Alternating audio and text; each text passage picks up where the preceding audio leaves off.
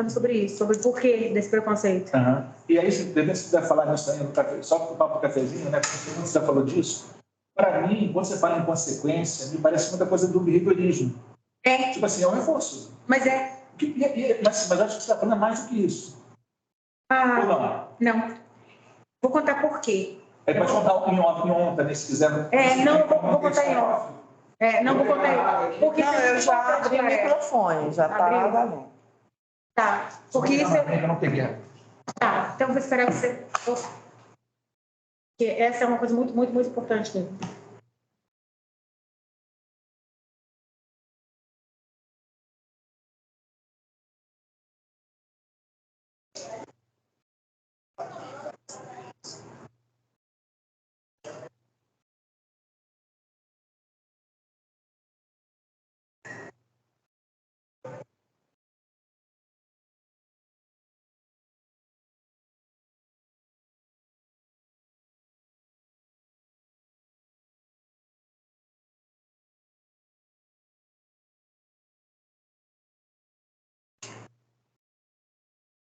A Adriana está fazendo assim, quer dizer que ela não está ouvindo mais. Mari, o que elas... Está ouvindo? Estou achando que é a Mari que está do meu lado aqui.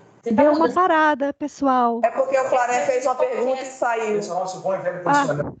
Então tá bom, desculpa. Exatamente.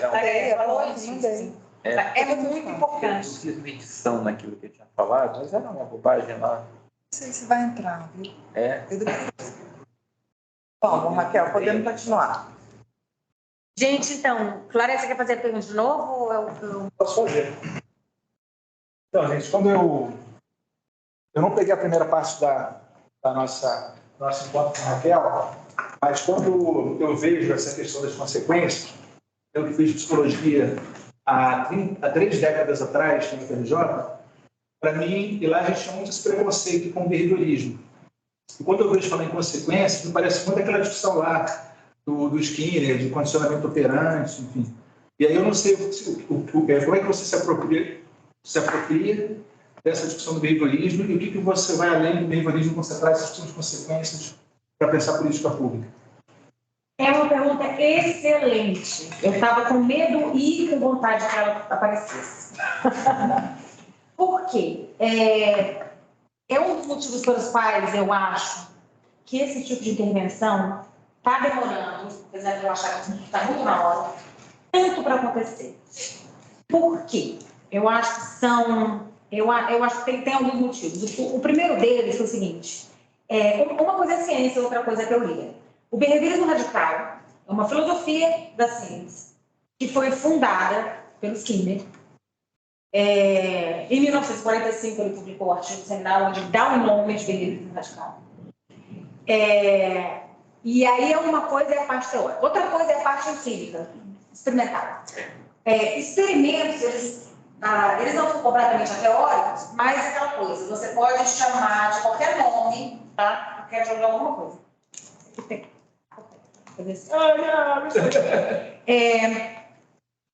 Esse aqui, vou fazer um experimento, vou soltar. Caiu, vou soltar. Caiu.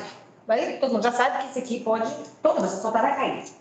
E aí o nome que se deu para esse princípio, né? Porque assim, a gente faz experimento, observa, a gente tem que cuidado experimental, controle experimental, mensuração das variáveis dependentes, manipulação das variáveis independentes e tal. E aí, no final das contas, você postula uma lei, uma teoria, um princípio. Nesse caso, é a lei da gravidade. E tem uma descrição matemática para a lei da gravidade. Isso é ótimo, porque descrições verbais, elas são ambíguas. Né? Elas são potencialmente ambíguas. Agora, descrições matemáticas, elas são muito precisas, elas não geram ambiguidade. 3 não é 4, 3 não é 2, 3 é 3. Né? Então, como a ciência, assim, em vez de soltar objetos em diferentes contextos, né, o que cientistas do comportamento das mais diferentes abordagens, mas com qualidade, né, mental, que entendem de método, entendem de análise de resultados, fazem, é manipular VIs ambientais e observar VDs. No caso da ciência do comportamento, a variável dependente, o efeito, é sempre comportamento. E é sempre comportamento observável, necessariamente. Como é que você faz o efeito para observar uma coisa que não é observável? Então, há centenas de anos já, muitos experimentos em ciência do comportamento são feitos dentro da psicologia, entendendo de quais variáveis o comportamento é função, o que influencia o comportamento, certo? Então, essas descrições, elas são o mais objetivo possível, menos teóricas possível, né? E o ABC é isso, é fato, independente de chamar de lei da gravidade, de chamar de andorinha, de chamar de behaviorismo, não depende do nome. É o que se observa quando você tem um experimento bem feito, tá? Essa é uma coisa. Só que o que acontece? Que quem descobriu isso aí, na verdade não foi o Skinner, tá? Mas quem publicou mais a respeito, fez mais experimento e fundou, foi o Skinner. E Skinner é uma pessoa, eu vou dar a minha opinião, tá? E é claro que a minha opinião não é do nada. Eu não conheci o Skinner pessoalmente, mas conheci bastante gente que conheceu. É uma pessoa que não tinha muita habilidade social. Então, diz, por exemplo, ele chegava numa festa, ele dominava a conversa, não, sabe? Ele falava, e ele usava termos, ele escolheu termos muito controversos para descrever isso. Então, ele escolheu, por exemplo, falar sobre o que controla o comportamento em vez do que influencia. Ele falava de controle. Então, ele foi ele que chamou de consequência. E consequência já é uma palavra que no senso comum significa uma coisa ruim. Então ele escolheu a palavra que tinha um sentido ruim e usou, e falou, vou usar com outro sentido. É claro que é um motivo péssimo. A gente tem que morrer de cuidado com as palavras que a gente usa. É claro, porque as pessoas têm um viés com certas palavras. E eu acho que um grande, na minha opinião, erro do Skinner foi ter escolhido as palavras que ele escolheu. Porque parece manipulação, né? Parece a história da, como é que chama? Cenoura, Scott, né? Parece um monte de coisa que não é. Aí o Skinner vira e falou assim, gente, eu não estou inventando que o comportamento é função das consequências dele. Eu estou descrevendo o comportamento. Só que ele chamou de consequência, em vez de chamar de qualquer outro nome, efeito, resultado, né? Então, aí ficou uma coisa quase fascista mesmo, sabe? Como se... Condicionamento, não sei o que, aquela coisa robótica, né? E eu não gosto disso. Agora você tem que estudar bastante o negócio para entender que é o oposto. E por que eu entendi? Porque eu fui parar numa universidade que a psicologia começou, a psicologia, ela foi planejada pelo Keller, que o Keller era colega de doutorado do Skinner. E uma das coisas que o Skinner inventou foi a instrução programada. Ele estava interessado em um ambiente de aprendizagem. Ele sempre falou sobre reforço positivo, no sentido que a gente tem que promover consequências que vão deixar as pessoas felizes, efeitos do comportamento que vão deixar as pessoas engajadas, se sentindo bem. O Skinner escreveu um livro chamado Walden 2, que é uma... O Skinner era anarquista, ele não era nem comunista, ele era anarquista. No livro dele, ele escreve, não existe motivo para as pessoas trabalharem mais de 4 horas por dia. Aí ele organiza uma sociedade toda baseada em efeitos reforçadores positivos, onde as pessoas têm compromisso com o lazer, e o que elas fazem é o que elas querem, elas escolhem o que elas vão fazer no dia que elas vão fazer. Então, é uma coisa assim, nossa, inclusive fizeram uma inspirada nesse livro, uma comunidade chamada Los Orcones, no México, que eles vivem assim.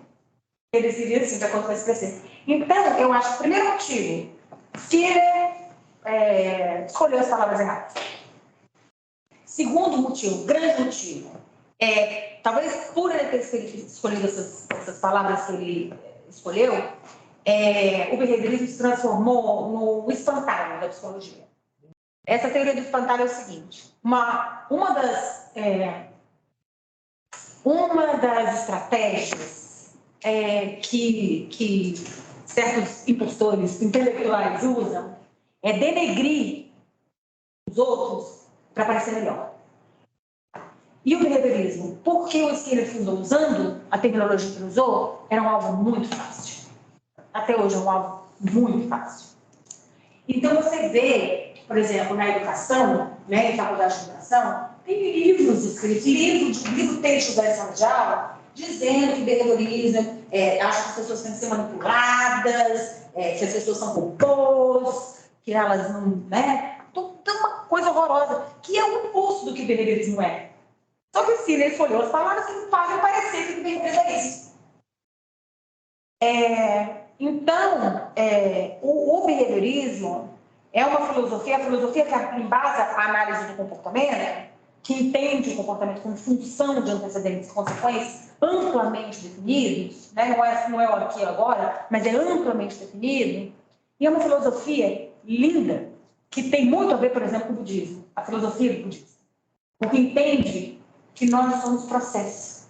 Não é uma coisa estruturalista, por exemplo. Você não vai ver na análise do comportamento dizendo você tem um diagnóstico X e você não vai poder mudar. Você tem TDAH, você é depressivo, você é ansioso, você tem paranoia, você tem...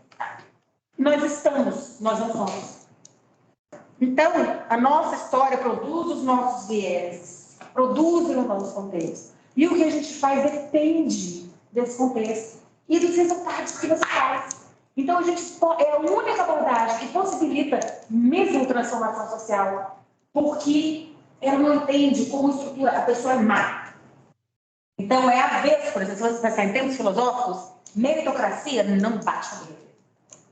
Porque a meritocracia é, por exemplo, essa história de quem é rico merece ser rico porque se dedicou. Não é, a pessoa, se ela se dedicou, tem uma história que fez o que... E tem um monte de coisa envolvida aí.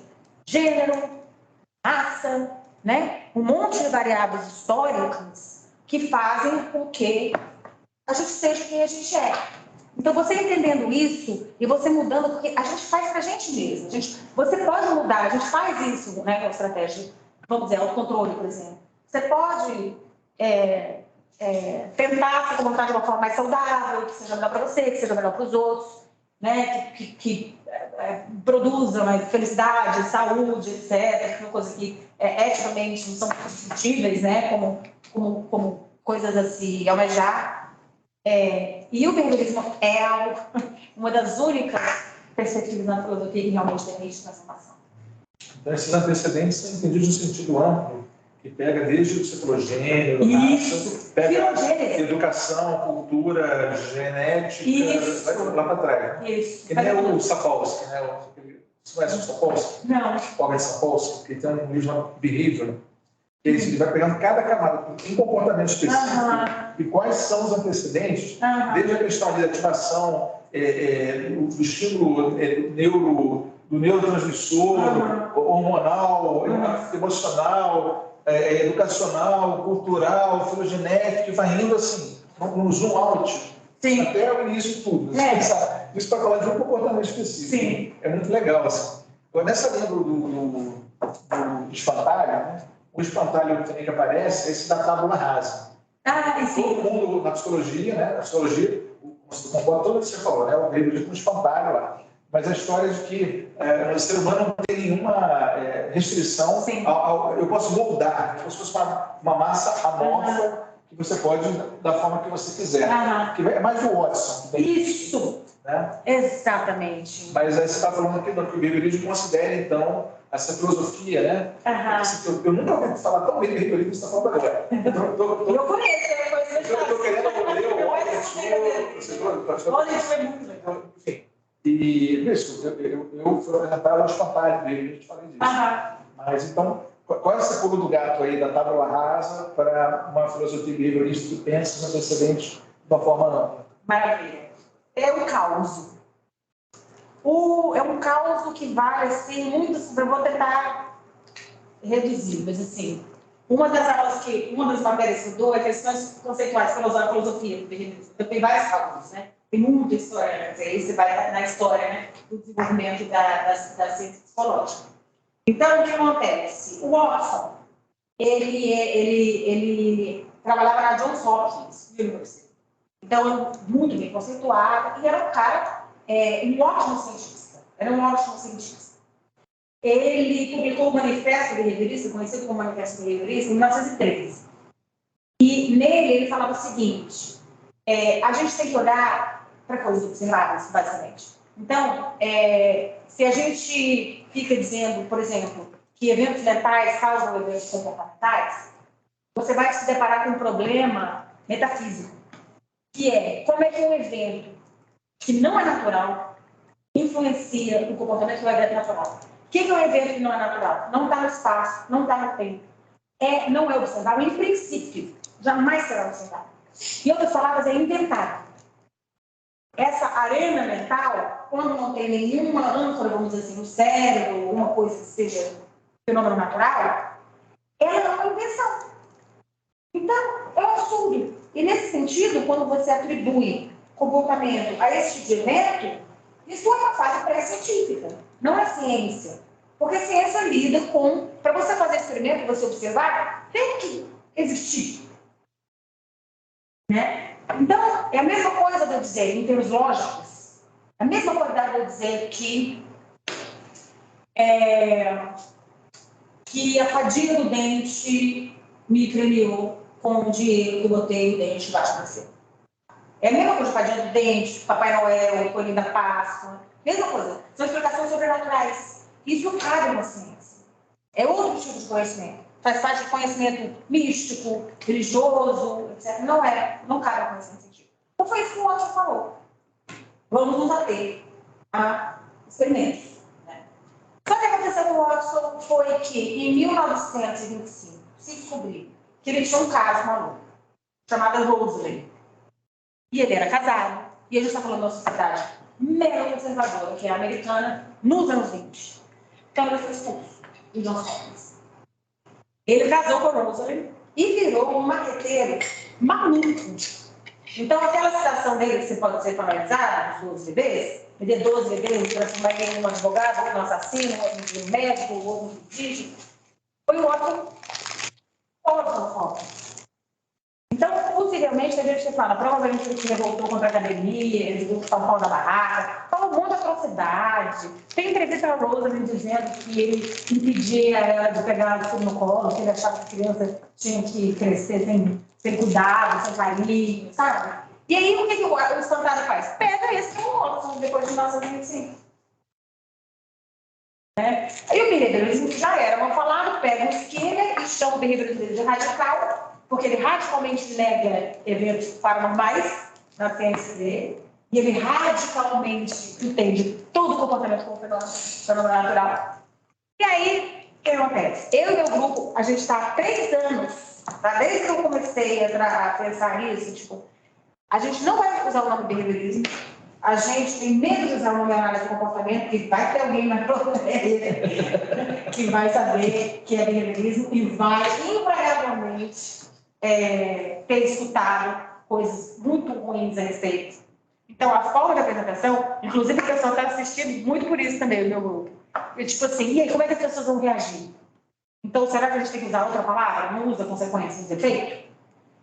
Antecedente, a gente pensou em chamar de iniciador, só que iniciador, C de comportamento, E de efeito, fica iniciador, comportamento é ICE. E a ABC é uma coisa que já aplica, né, nas pessoas. Já é uma coisa que as pessoas já tem uma história, né, de, ABC. Mas é uma coisa que a gente vai ter que ir testando. A gente vai ter que... E todo mundo faz, assim, você customiza, vamos dizer assim, a sua linguagem para que qual é o efeito desejado? Que as pessoas reajam ao que você está falando e não a uma coisa diferente em função da história delas. Né? Então, se o comportamento, se a consequência que você quer as pessoas entenderem, você tem que ajustar o seu comportamento, a linguagem que você usa. Então, até a gente pensa sobre isso. Me alonguei pra caramba, desculpa. Não, mas foi bom. Tem que trazer, Raquel, porque é um conhecimento que a gente também, é uma bronca que a gente também vai tomar. Sim. Né? Porque a gente está falando de comportamento. E de ciência. E de ciência, e de experimentar, e de ver o que muda o comportamento. No fim das contas, a gente quer mudar comportamento. E aí, se você quer mudar comportamento sendo Estado, como assim? Não. Você está manipulando as pessoas. A gente vai de autoritário. Já somos. No nosso evento de lançamento, a gente já tinha hater lá no chat do YouTube. Já. Então, eu acho que é interessante. Agora, o que eu acho legal, que é o que você está trazendo, acho que é bem complementar ao que a gente já vem estudando. Porque a gente vem olhando para as questões cognitivas, algumas viram intervenções antecedentes e outras consequentes. Tem que separar. Isso, a gente não tem feito ainda esse olhar separando. Isso. O que é antecedente do que é consequência. Né? A gente trabalha pensa em intervenções, às vezes que elas vão ser consequência e outras antecedentes. Eu acho que nem todo nudge é necessariamente antecedente. Não. Tem nudge, Tem razão, digamos. que é consequência. Agora, essa separação, talvez, eu não sei se, até como um checklist. Será que a gente está desenhando intervenções só antecedentes?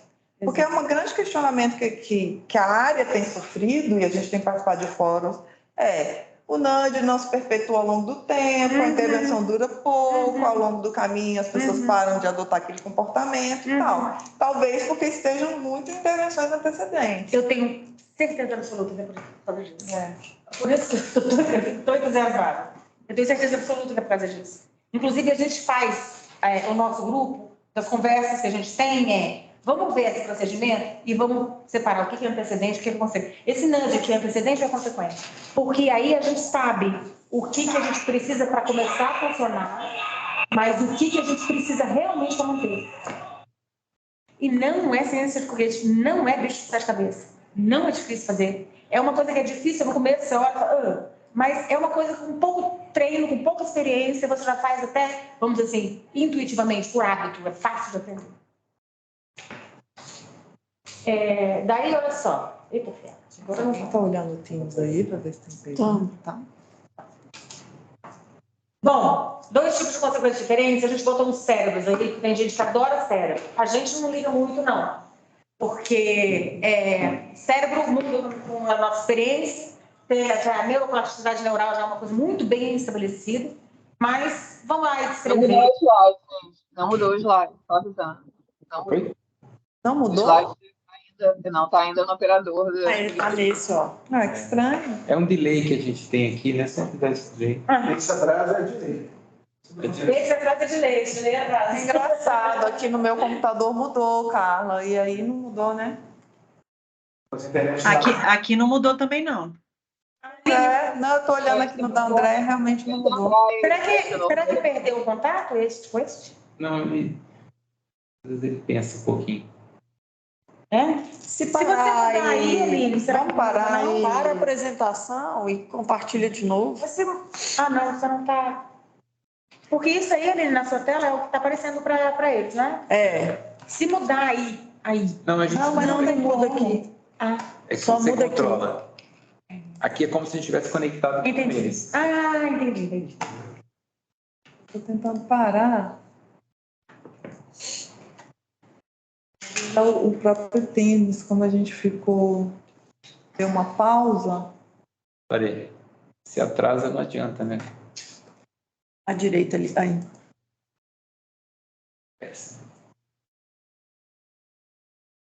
Estou guardando o lugar na fila do saco. Sabe o que eu ri dos trocadilhos infantes? Alguns de nós não estava nem aparecendo o PowerPoint, viu? Não sei se... Sim. Vamos ver se agora vai dar certo. Desse uma reiniciada aí. Agora foi. Agora veio. Agora é só transformar em tela cheia de novo, né? Onde que é? A setinha. Aí. Vamos ver se vai.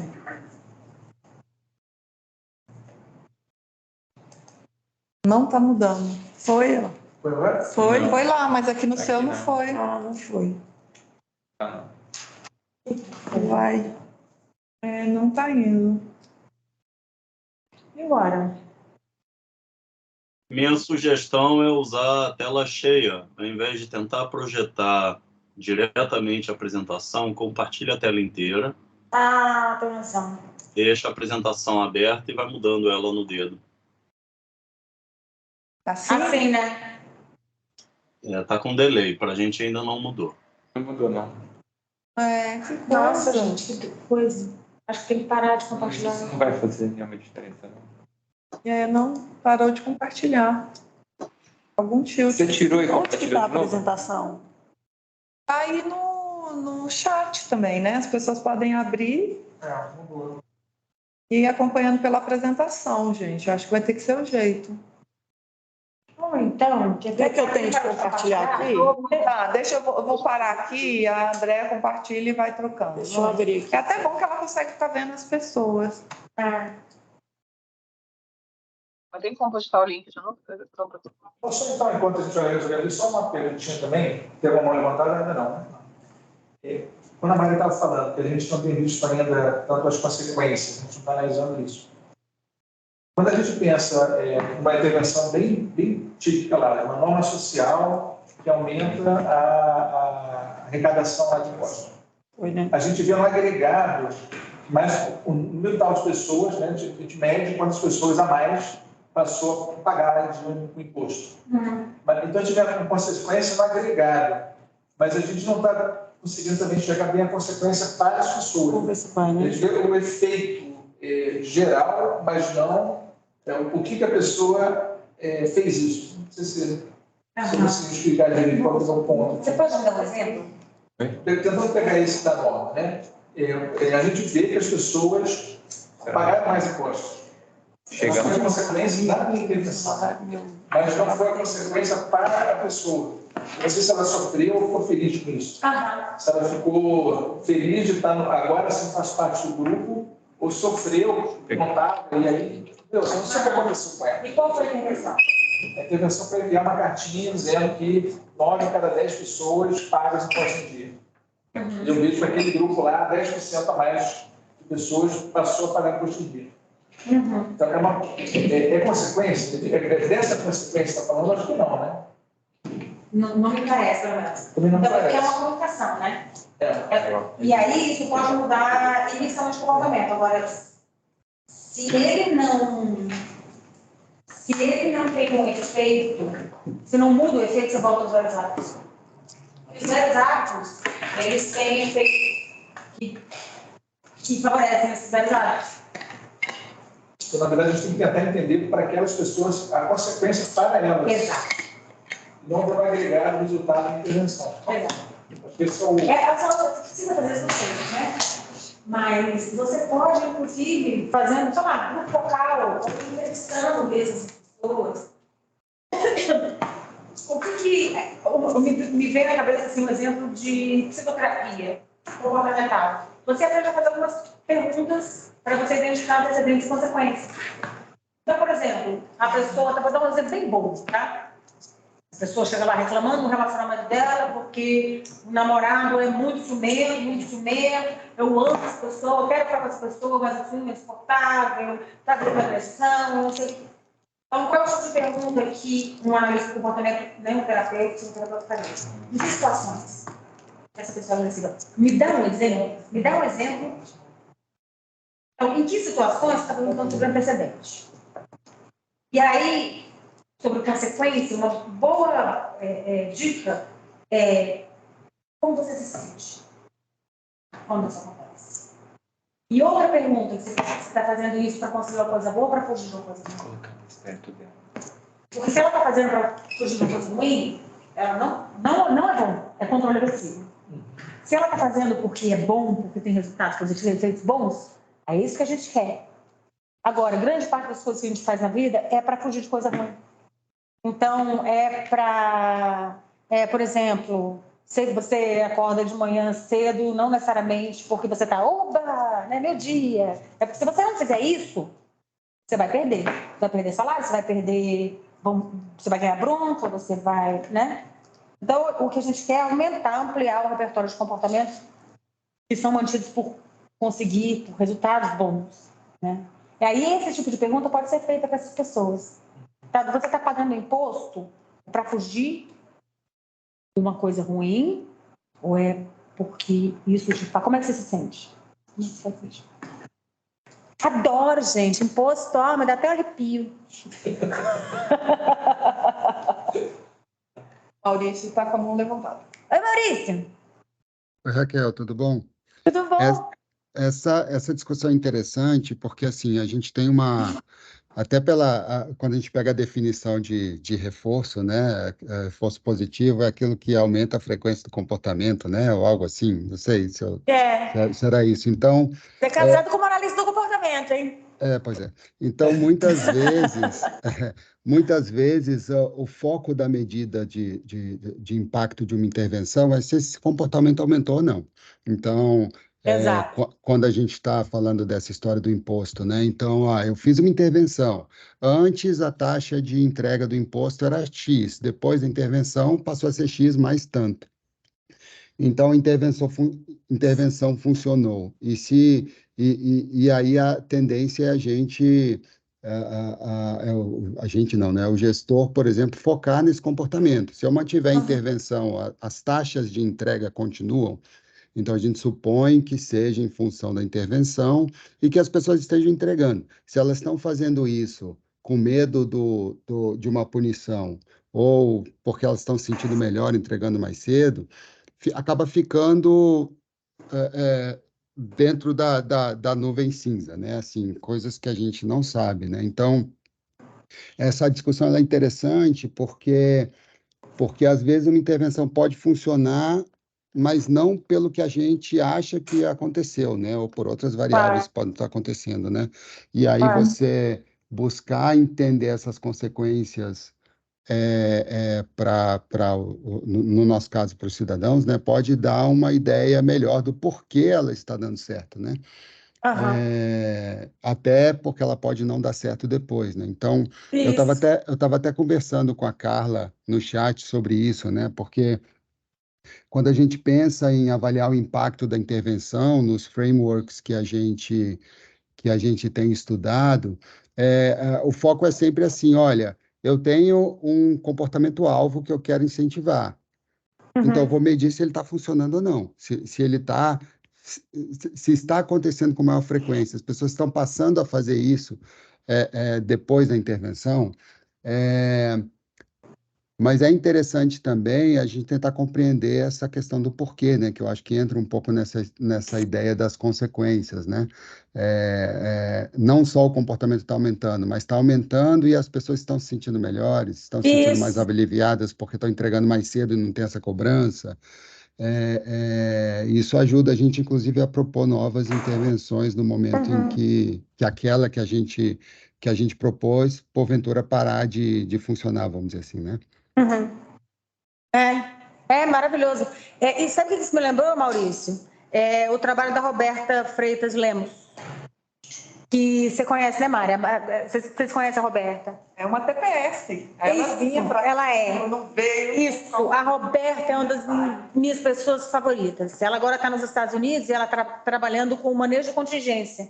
Ela está trabalhando com Beacle, que é um dos maiores nomes do mundo em manejo de contingência. E ela está trabalhando ela está fazendo experimentos sobre cigarro, né, sobre fumo. E a Roberta foi parar também na UNB, ela foi orientada pelo Todorov, eu fui da banca de doutorado dela. E foi numa época que o Todorov já estava bem doentinho, e a gente então conversou um pouco, e ela estava meio em dúvida sobre o método que ela ia usar, justamente com esse intuito aí que o Maurício trouxe, de como é que a gente sabe que foi a nossa intervenção, ou se não foi outra coisa que aconteceu coincidentemente, né? Então, o método que ela usou é um método maravilhoso para estabelecer essa coisa, muito, muito bom, que chama linha de base múltipla. A gente sabe que o padrão ouro é ensaio clínico randomizado, mas é o padrão ouro, mas não é a única possibilidade. A linha de base múltipla é quando você aplica a intervenção em momentos diferentes, para grupos diferentes ou para comportamentos diferentes. Então, você está seguindo vários comportamentos, tá? Está seguindo esse comportamento, vamos dizer, em contextos diferentes. Ela trabalhou com Bolsa Variável Jovem, né? Esse braço aí do Bolsa Família. E aí, esse tipo de análise, né? Esse tipo de método, ela trabalhou com municípios. Então, ela tinha o dado, né, nossa, agora eu não me lembro se era frequência escolar, não me lembro. Mas antes da implementação do Bolsa Variável Jovem e depois. E ao longo de municípios diferentes. Então, se você imagina um gráfico onde você tem município X, antes da intervenção, o dado está aqui embaixo. Vamos supor que aumentar é desejado. Está aqui embaixo. Aplicou a intervenção, subiu. No outro município que você está seguindo ao mesmo tempo, não muda nada. Porque só foi aplicada a intervenção aqui. Aqui embaixo ainda não foi. Só que se você observa que depois, quando você aplica a intervenção, o comportamento sobe, você tem mais segurança de dizer, deve ter sido porque eu estou seguindo os dois e cada um só muda na hora da intervenção. Ela tem um gráfico lindo, que eu não botei nessa apresentação, mas ela vai gostar, porque ela pediu... Seguindo 1000, né? Seguindo 1000 aqui, seguindo 1000 aqui. No caso de município brasileiro, uma política pública. Você pode seguir 1000. Sim, você pode seguir 1000. Assim como você pode fazer com um indivíduo, que tem muito, tá? Esse é um método bem estabelecido. E aí ela seguiu não sei quantos municípios e ela viu que, né, a frequência, se era frequência escolar, só subia quando a intervenção acontecia. E aí isso diminui a probabilidade de ter sido algum fator estranho, uma variável estranha. Né? Então tem muitas formas diferentes. O Fábio aí, o rei do método, né, já se conhece, ele dá aula de metodologia, né? Você está falando usando essa estratégia de psicologia social. Sim, linha de base múltipla, é ótimo. Né? É uma das coisas diferentes que você pode fazer. Além de pilotos, além de experimentos, como os experimentos que a Roberta está fazendo, são muito legais. Eu acho que não é o momento de dar detalhes sobre isso, mas quem estiver interessado, depois... A gente quer trazer a Roberta um dia. Agora vai demorar um pouquinho, né? Porque ela está para ganhar neném. Ela está para ganhar neném. E está atolada lá com o processo seletivo, não sei lá do quê. Mas, então, a gente tem 15 minutos, né? É flexível, né? Bom. Eu não quero perder ninguém. Tempo, né? Talvez seja legal dar um overview, assim, um resumo do que vem pela frente, para vocês escolherem onde é que para. Né? Então, de uma forma geral, o que eu tenho aqui? A gente falou, bom, né? Eu estava falando, consequências não são... Eita, aqui é diferente, ó. Para baixo aqui. Tá. Mas eu estava querendo voltar mesmo. Ah, tá. Então, rapidinho. Então, até agora, a gente só falou sobre o fato empírico de que o comportamento depende dos efeitos que ele tem. Agora a gente vai falar sobre o C, sobre os efeitos. E tem várias coisas interessantes sobre o C. Não é tudo igual.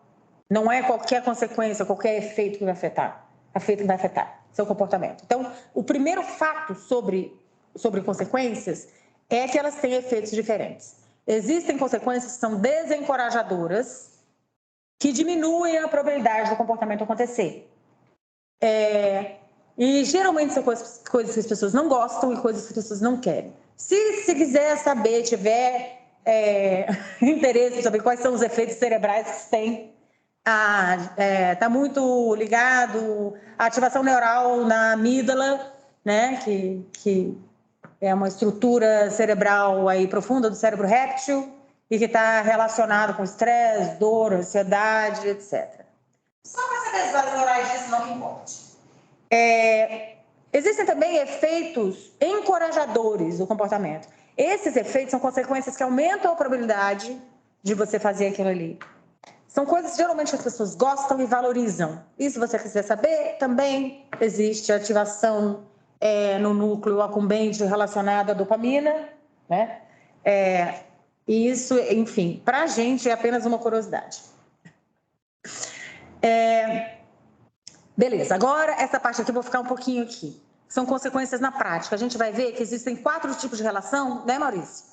Entre consequências e o comportamento que ela produz, tá? Então, tem a parte verde, que é boa, aqui nesse caso especificamente, e a parte vermelha que a gente vai tratar de controle aversivo.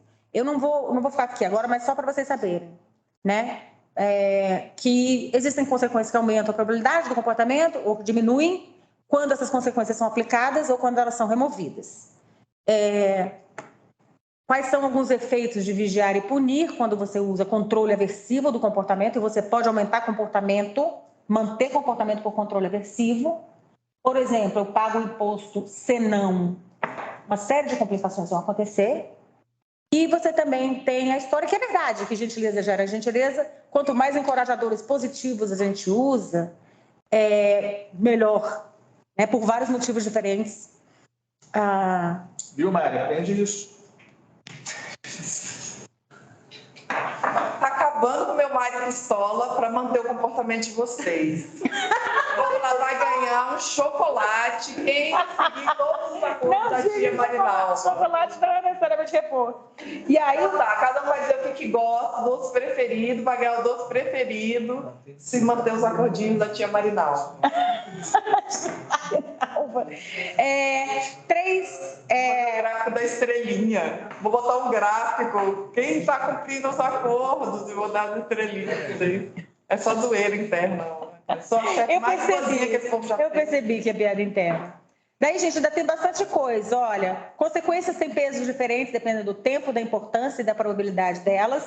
Então, tem que explicar essa parte. Tem como que a gente analisa o comportamento dependendo da consequência. E isso aqui é a coisa mais legal do mundo para a gente entender por que as pessoas fazem o que elas fazem ou deixam de fazer. Então, a gente tem várias consequências para comportamentos diferentes, e aí vale a pena a gente parar aqui para desenvolver justamente essa habilidade de análise de consequência e ver quais que vão pesar mais, né? Então, aqui vocês veem que são essas. Isso aqui é para desempenho do servidor, isso aqui é avaliar com base no desempenho e por que não funciona, né, Mário? A gente vai, né, depois fazer essa análise para entender por que não funciona, por que as pessoas, por exemplo, não usam o EPI se a vida é tão importante, fazer uma análise de consequências, né?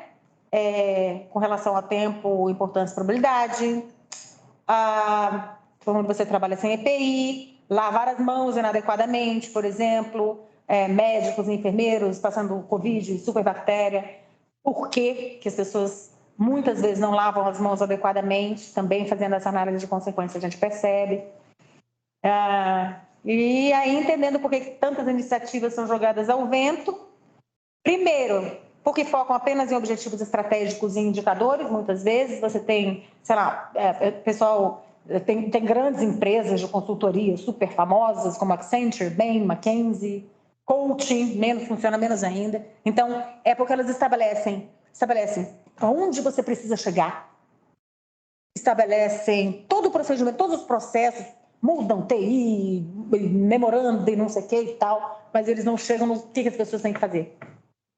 E quais são as coisas críticas que as pessoas têm que fazer ali dentro. E também porque quando elas chegam nas coisas críticas que as pessoas têm que fazer, elas focam só em antecedentes. E assim produzem resultados em curto prazo que muitas vezes não se mantêm. Daí uma próxima parte da apresentação seria a inovação que é esse modelo, olha bonitinho girando.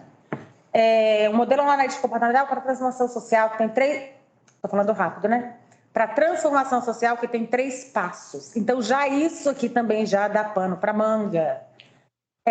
Por quê? Essa parte de engajar aqui é a parte onde você estabelece consequência para o comportamento. Mas não é qualquer comportamento. Você tem que primeiro identificar.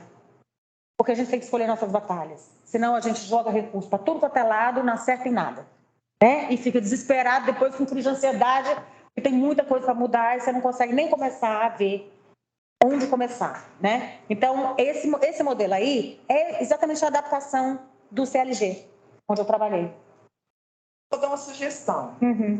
Se você puder, Raquel. Você consegue vir na próxima quinta? Consigo. Bom, eu estava esperando que você me perguntasse isso. Por que acontece? Eu acho assim, não é legal passar correndo, a gente não tem nada agendado. O doutor Antônio não quis marcar nada porque ele vai estar de férias, aí ele fica podando, mas ele vê a gravação depois. Posso entrar online também, dependendo. É exatamente a minha sugestão. Porque eu acho que assim, chegou nessa parte que acho exatamente isso. Eu fiz isso com essa intenção que vocês pensassem. Agora a gente está mais cansado também, a capacidade de apreensão. Exatamente. O passarinho cantou aqui no meu ouvido, perguntando se até uma coisa na semana que vem. A nossa representante parisiense, porque ela está aqui por um acaso, tá? E não trouxe nenhum canapé, nenhum brioche. Você chegou depois. Vocês receberam da gente os brioches corações da Andréia, né? Eu estou chamando de Aline, desculpa, Andréia. Desculpa, Andréia. Acho uma ótima ideia, mas... Porque aí a gente faz com calma, porque acho que essa parte é interessante, porque acho que a gente também tem que casar um pouco com as outras coisas que a gente vem estudando, como é que a gente... Isso, dá um tempo para pensar. É por isso que era isso que eu estava imaginando. Mas não queria abusar da sua boa vontade. Não, que boa vontade. É uma oportunidade maravilhosa. Eu estou super entusiasmada com isso. Super entusiasmada. Porque realmente, de novo, eu acho uma oportunidade única de trazer um tipo de conhecimento que pode fazer toda a diferença no mundo em termos de... que é absolutamente, tranquilamente compatível com o que vocês estão fazendo e traz uma parte a mais que é necessária para que as iniciativas não só funcionem, mas para que elas se mantenham funcionando. Então, o que acontece? E também eu acho legal, porque primeiro a gente falou dos ABCs. E não é uma coisa fácil, assim, é uma coisa que a gente bate a cabeça até conseguir entender, né? Então, e também um outro problema, se eu fosse adiante com o conteúdo, já tem um negócio de consequência, aí já está assim, uma coisa que não está muito bem, porque as pessoas não estão acostumadas a pensar dessa forma. Aí agora eu vou falar sobre a consequência, detalhes das consequências e parâmetros das consequências, e depois do modelo de como usar uma intervenção social para política pública ou para desempenho. Aí é muita coisa, aí realmente é muita coisa. Então é melhor parar e digerir, né? Eu acho que voltar naquele ponto que você passou rápido também das consequências. Exatamente, por isso que eu passei... Isso, só para dar o gostinho, exatamente, para vocês verem que o quanto esse tipo de análise é análise funcional. É assim que a gente entende por que as pessoas estão fazendo o que elas estão fazendo e como que a gente muda. Um mapa de evidências, ou pode até seguir um modelo desse aí. Ao invés de ser tão complexo, a gente fazer umas coisas mais pocket. Posso dar um exemplo só desse? Só desse, para vocês terem um gostinho, só desse. Aqui a gente tem um antecedente, treinamento e palestra de segurança, falando, gente, vocês precisam lavar a mão por 20 segundos. Aí faz assim, aí entre os dedos, aí nas costas. Então tem todo um treinamento e as pessoas sabem a importância, os médicos sabem a importância de lavar a mão adequadamente, os enfermeiros sabem a importância. Só que eles muitas vezes não fazem isso. Então o comportamento indesejável que a gente vai tentar entender é lavar as mãos inadequadamente. Aí você tem lavar as mãos rápido demais, né? Você tem tudo que não é o suficiente. Então, se a gente faz uma análise de consequência, a gente pode levantar algumas consequências para o comportamento de não lavar as mãos adequadamente ou lavar inadequadamente. A primeira é que a pessoa atende mais paciente. Porque ela lavou mais rápido a mão. Então, ela está na presença do paciente mais rapidamente. Uma segunda consequência... são duas, né? Ele atende o maior número de pacientes e atende mais rapidamente. Uma outra consequência é passar a doença entre os pacientes. E uma outra pode ser elogiado pela eficiência e rapidez. Então, primeira análise que a gente faz é ser um efeito encorajador ou desencorajador do comportamento. Vamos supor que para esse médico, seria um médico médio, tá? É encorajador atender mais pacientes. É encorajador atender pacientes mais rapidamente. A pessoa está formada, ela está lá para isso. Geralmente, o médico não quer passar doença entre pacientes. Então, é um desencorajador. Ser elogiado pela eficiência e rapidez, vamos supor, a maioria das pessoas gosta de elogio, né? Agora, essa é a parte importante, que depois, né, no próximo encontro, eu vou falar com mais detalhes. Esse efeito é imediato ou atrasado? Nós somos feitos pela filogenia para ser imediatistas. É muito poderoso. Uma das coisas mais poderosas que tem é o tanto que demora para a consequência do comportamento vir. A gente tem tudo quanto é problema de saúde pública por causa disso. Abuso de substância, gravidez indesejada, sedentarismo. Não tomar vacina, né? Não tomar vacina. Um tanto de problema que é porque a consequência não é imediata. A importância a gente vai falar depois, porque isso o efeito é provável ou improvável, são as três coisas que são importantes. Então, a gente está atrás, as consequências que vão pesar mais são as imediatas I, as muito importantes M e as prováveis de acontecer, tá? Então, IMP. Atender mais paciente é encorajador? Sim. Na hora que você não lava a mão adequadamente, na hora que você é rápido, você atende mais paciente. Quando você atende mais paciente, essa consequência é imediata. Não lavou a mão direito, já está no paciente. Imediato. É geralmente muito importante que você atenda mais pacientes. Tem muita gente precisando muito. E é provável. Com certeza, se você lavou a mão mais rápido, é 100% certeza que você vai atender mais pacientes.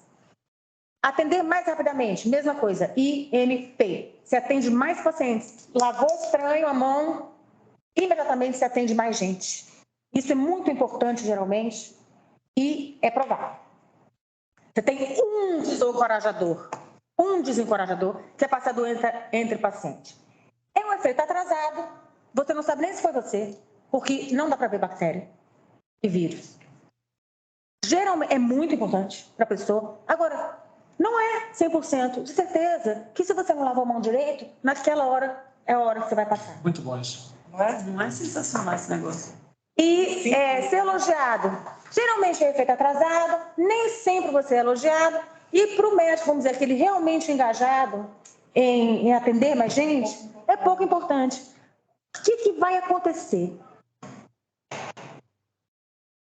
você não vai lavar as mãos adequadamente, não é porque você é mau caráter, não é porque você não está nem aí, não é... A gente tira do interno e olha para a consequência e a gente vai fazer isso com tudo.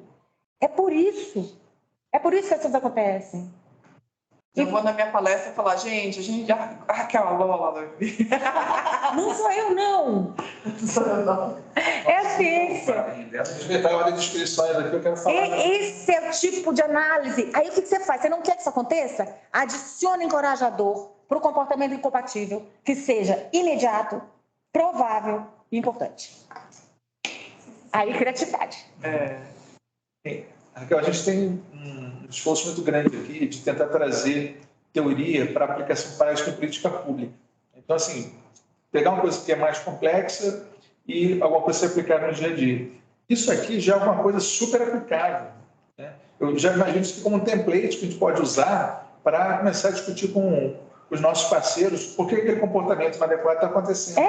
Né? E aí isso essa tira... Esses 3 fatores que você considerar, né, eu achei muito potente isso, achei muito legal. Esse aqui, né, falou a Raquel, não foi eu que inventei. Esse pessoal de OBM está usando isso aqui, fazendo rios de dinheiro usando isso aqui na indústria petrolífera, farmacêutica. Quem que deixa eu citar quem é? OBM?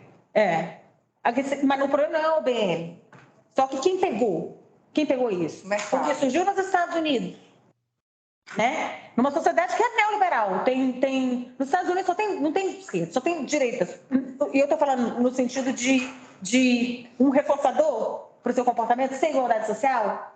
Tá? Para eles, o que eles fazem de bom é trabalho voluntário. Para isso, eles precisam ter muito dinheiro. Aí eles têm um monte de lucro, aí eles fazem um trabalho voluntário aqui e ali, entendeu? Eles acham que filantropismo é a forma de consertar o mundo, né? Filantropia, né? Desculpa. Mas aí, então, a gente precisa trazer isso aqui para a gente poder analisar e botar consequência para as coisas que vão transformar realmente em termos de política pública, em termos de comportamento individual, em termos de tendências comportamentais em grupo. E tem um monte de exemplo aqui, um monte de exemplo. Vou dar um spoiler para vocês. Se a UNB permitir, o projeto da Raquel é usufruir licença capacitação com a gente e a gente publicar conjuntamente no final uma ferramental, Nexo 5, sobre OBM aplicada à política pública. Sim. E depois ainda tem um pós-doc, né? Depois ainda tem um de pós-doc. Esse é um projeto, né? Que seria super legal, uma parceria aí com a UNB. Sim. E se a Raquel quiser, você podia fazer um estágio de pós-doutorado aqui. Mesmo que sejam 3 meses. Não, eu tenho 1 ano e meio fora da UNB agora de licença. A capacitação vai ser aqui e a gente estava conversando com a Mari de fazer um estágio pós-doutoral aqui. Aí ela pode acompanhar algum projeto, a gente testar na prática, porque assim, é tudo lindo. Quando a gente vai para a vida real, aí surgem as complexidades. Claro. Mas é isso, acho que vai ser super legal, assim, mais uma camada de aprendizado coletivo pra gente. Fantástico. Né, juntar. E aí eu sugiro da gente fechar e a gente continua na próxima. Perfeito. Obrigada, gente, por me receber. Eu estava assim super ansiosa para chegar aqui e ouvir, trocar ideia. Eu tava nervosa. Tava nervosa até. Tão bom a gente ter professores didáticos. Nossa, maravilhoso. Merci. Nada adequado. É verdade. Obrigada, gente, que a gente entrou online. Obrigada, gente. Bom trabalho para quem ficar trabalhando, que eu estou saindo de férias amanhã. Ai, que chato. Perdeu uma estrelinha. Deixa eu dar um recado, né, para a nossa oficina da tarde. Ontem a gente fez um combinado de todo mundo aparecer com a camisa das 5. Não sei, eu acho que nem todos estão dormindo. Então, beleza. Obrigada, cara. Eu não estava sabendo. Até às 15 horas. Isso. Até. Beijo, gente. Beijo, gente. Obrigada, gente. Na NAP? Eu vou. O comportamento do Clarim é pouco encorajador, é super imediato, muito importante e tem efeito provado.